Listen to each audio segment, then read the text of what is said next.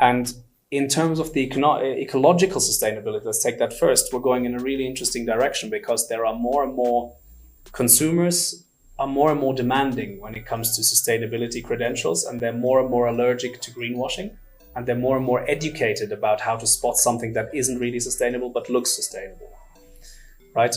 I have a terrible example from recently. I used it in a lecture.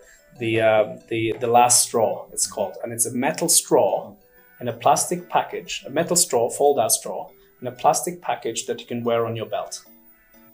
Now it's an answer to a question no one should have asked, because the correct answer in terms of sustainability is don't use a damn straw, right?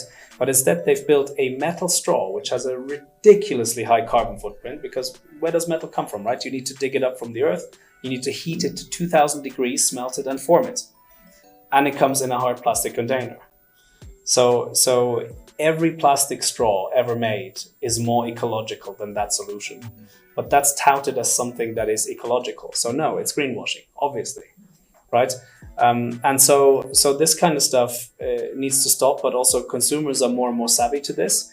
And governments, EU is a good example. I live in Britain, so we don't have those rules anymore, but EU is putting in place a large number of things that you need to report on in terms of your sustainability as a company.